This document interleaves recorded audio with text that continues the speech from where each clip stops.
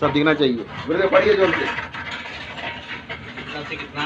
जो जो जो जो टिक लगाया हूँ वो तुम्हारे बाइबल को बोलना वहाँ से ला। ये बार मैं ही पढ़ता हूँ, कोचिंग मैं ही विधि है तो मैं ही पढ़ता हूँ। आप ही पढ़ो, पंडित ही करता था।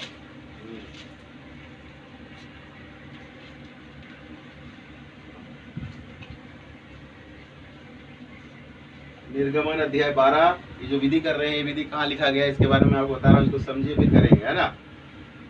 इजराइल की सारी मंडली से इस प्रकार कहो।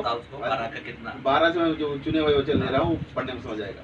3 से चालू कर रहा हूँ। इजराइल की सारी मंडली से इस प्रकार कहो कि इसी महीने के 10वें दिन को तुम अपने अपने पितरों के घराने के अनुसार घराने के पीछे एक एक मेमना रख लो, और यदि किसी के घराने में एक मेमना खाने के लिए मनुष्य कम हो तो वो अपने सबसे निकट रहने वाले पड़ोसी के साथ प्राणियों की गिनती के अनुसार एक मेमना रख ले, और तुम हर एक के खाने के अनुसार मेमने का हिसाब रखना। तुम्हारा मेमना निर्दोष हो, पहले वर्ष का नर हो, और उसे चाहे भेड़ या बकरियों से लेना।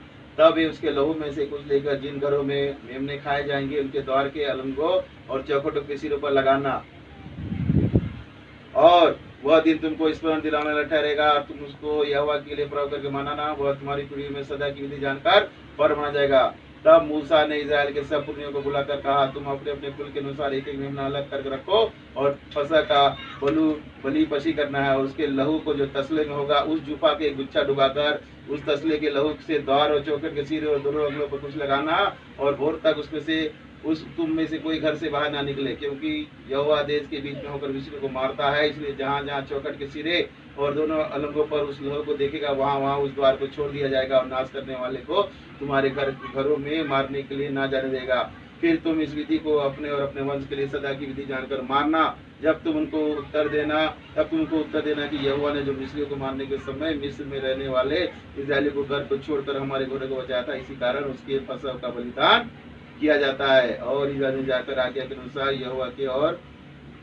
यहोवा ने मूसा और हारून को उसके अनुसार किया।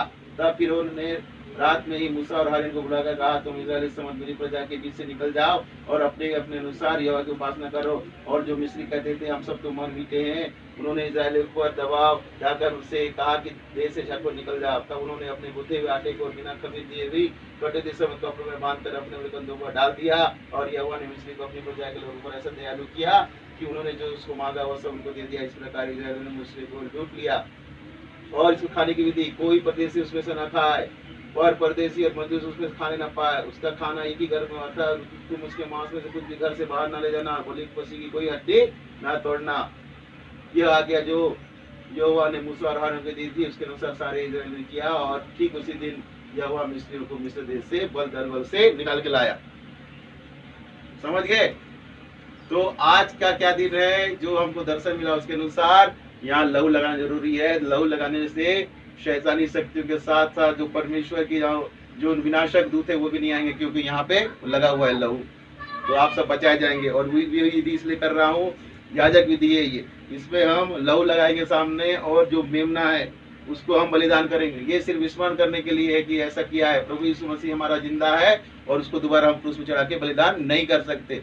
और उसकी विधि जो आगे बताई है व्यवस्था विवरण में, जो याजक है सब खड़े होंगे और उसको लहू लगाया जाएगा उसके वस्त्र में, स्वस्थ रहते याजक के रूप में होगा। लेकिन याद रखिए, ये घर है प्रार्थना का घर। क्या है ये चर्च नहीं है। यहाँ पे सिर्फ आप शनिवार तक प्रार्थना करेंगे। संडे आपको कहाँ आना है? चर्च। यहाँ लिखा है ना, इजरायली उपासना करने के लिए कहाँ गए? आपको चर्च आना है। तो आज क्या हो रहा है? देखिए, पास्का का विधि पूरा हो रहा है। मिस्र से छुड़ाया भाई को, मिस्र के जीवन से छुड़ाया, गुलामी के जीवन से। पापी गुलामी में था भाई यीशु मसीह भाई को जानते हुए। मिस्री भी वैसे थे, पिता परमेश्वर को जानते थे लेकिन पापी गुलामी थे। आज पिता परमेश्वर की दया से, भाई यीशु मसीह की दया से आज पापी गुलामी से छूटकर आया। और आज हम क्या कर रहे हैं? हम क्या बोल रहे हैं? जो कच्चा सामान है उसको लेके कहाँ जाना? चर्च जाना। पूरा पास्का का विधि यहाँ रिपीट हो रहा है। आज उस शाम को लेके वही बनाएंगे, क्योंकि वो उपासना करने के लिए कहाँ गए? पहाड़ पे। हमारा पहाड़ का है, हमारा चर्च है वो, इसलिए वहां जाके करना है। अब आप समझ गए विधि को? यही विधि है जो पास्का की विधि। आप बाद में पढ़ लेना 12 अध्याय में, और व्यवस्था विवरण में दिया है कि कैसे मूसा ने किया। ठीक है, तो उसको करेंगे। चलिए मैं विधि करता हूँ। इसको इसी में डाल देते हैं कि कोई वस्तु बाहर नहीं जाना चाहिए। कहाँ है वो? हेलो, आइए गुरुदेव। हाँ, सब बाहर आ जाएंगे। हाँ। आ रहा है कि नहीं कैमरे में? आइए, लहू लहू वाला गाना गाइए, लहू लहू वाला। गुरुदेव अभी अभी नहीं, आप बाहर आइए।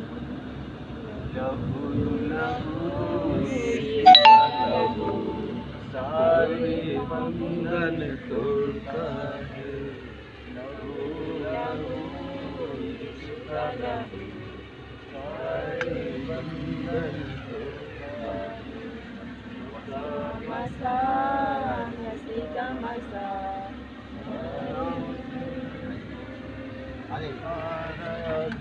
पानी ज्यादा मत डाल। नहीं नहीं नहीं, पूरा नहीं होगा।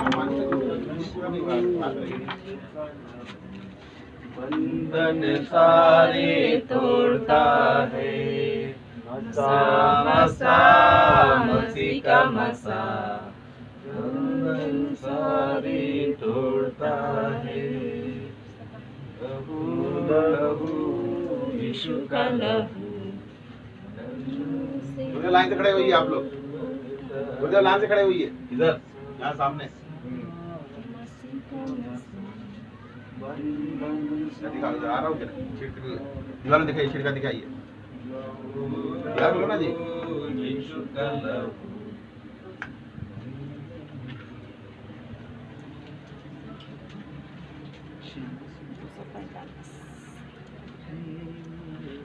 हटो जी, आप लोग हटो, लेडीज लोग हटो, लेडीज को सीधा नहीं आना चाहिए। आप हटिए। पूरा शर्ट देख क्या बाहर निकल? पूरा नहीं, बाहर रहिए ना तो दूर रहिए फोन से आप। पीछे देख के अपन सबके कपड़े को हाँ, हो गया। हाँ। अब आप पकड़िए, ये कैमरा को आप पकड़िए और रिकॉर्डिंग करिए। गुरुदेव गाना को किताब रख दो, गुरुदेव का बटन मत करिए। इधर दिखाओ ना जी। हाँ, आप पीछे चलिए। गुरुदेव आपके बगल में कमलेश हैं? वीरेंद्र को खड़ा हुआ है, कमलेश का खड़ा करो। हाँ, आ रही है कि नहीं सब? देख लो सामने सब ऐसे करो ना, इसको ऐसे घुमाओ ना, ऐसे घुमाओ, ऐसे करो, ऐसे तो ऐसा लो, ऐसा लो। हाँ, चलिए।